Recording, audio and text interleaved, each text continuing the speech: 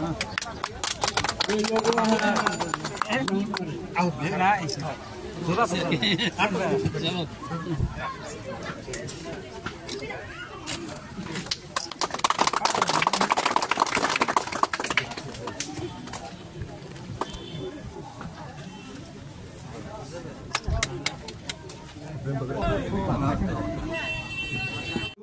रास्ता को आमी एनके रोडत যাব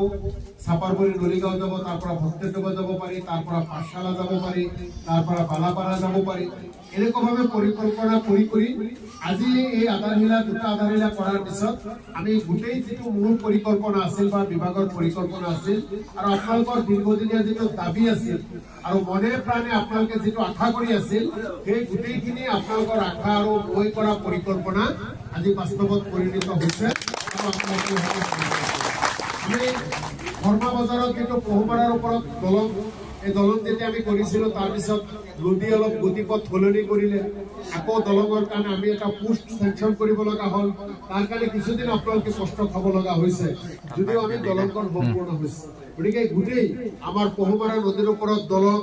আৰু আজিৰ যেটো ৰাস্তা আমি কৰিব ওলাইছো এই গোটেইখিনিৰ জৰিয়তে এই অঞ্চলৰ যথেষ্টখিনি আজি উন্নয়নৰ দিশত আমি আগবঢ়াই লৈ যাবলৈ সক্ষম হলো আৰু আপোনালোকৰ দীৰ্ঘদিনী অসুবিধাবোৰ দূৰ হ'ল আৰু আপোনালোকে জানি সুখী হ'ব যে ইতিমধ্যে আমি কয়াকুছি বজাৰৰ পৰা বৌকামাৰী হৈ পটা হৈ শৰ্মা বজাৰলৈ যেটো ৰাস্তা আছে সেই ৰাস্তা আমি এতিয়া আমি 7 মিটাৰ ৰাস্তা কৰাৰ কাৰণে আমি গোটেইখিনি সেংশন আনি খুব কম দিনৰ ভিতৰতে আৰু আধাৰহিলা আমি শৰ্মা বজাৰত আমি কৰিম গতিকে কয়াকুছিৰ পৰা যি ৰাস্তা শৰ্মা বজাৰলৈ আছে যি বৰ্তমান যি ৰাস্তা আছে তাতকৈ ডাবল ৰাস্তা আছে হ'ব আৰু পৰৱৰ্তী সময়খিনিতো সেই শৰ্মা বজাৰত যত আহি বহলীকৰণৰ কাম শেষ হ'ব এইবাৰ পৰৱৰ্তী সময়ত শৰ্মা বজাৰৰ পৰা কেনেকৈ এই ৰাস্তা যেটো ৰাস্তা আজি কইলো এই ৰাস্তাকৈ আমি সাপাৰবৰি পৰ্যন্ত বহল কৰিব পাৰো তাৰ কাৰণে ইতিমধ্যে পৰিকল্পনা হাতত লৈছো আৰু দুৱা আশীৰ্বাদ কৰিব ইয়াৰ লগে লগে ইয়াতে আৰু 2-4টা ৰাস্তা আছে কেঁচা ৰাস্তা আছে 2-4টা ৰাস্তা আমাৰ নদীৰ খহনীয়াও গৈছে গতিকে সেইবিলাকো আপোনালোকে খুব এটা দুটা মাহৰ 50ৰ পৰা 60 দিনৰ ভিতৰত এই গোটেই কামৰ গোটেই পৰিকল্পনাবোৰ কৰা গৈছে সেই কামবোৰ সম্পূৰ্ণ হ'ব এটা সময় এতিয়া আমি একে সমষ্টিৰ ভোটাৰ আগতে আপোনালোকে এই কিছু এই অঞ্চলৰ ৰাইজ ভবানীপুৰ সমষ্টিৰ ভোটাৰ আছিল আমি কিছু সৰকিটিৰ ভোটাৰ আছিল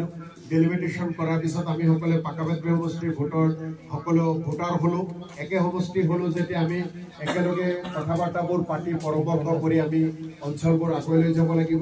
ইমান দিনে আপোনালোকৰ মনত যেটো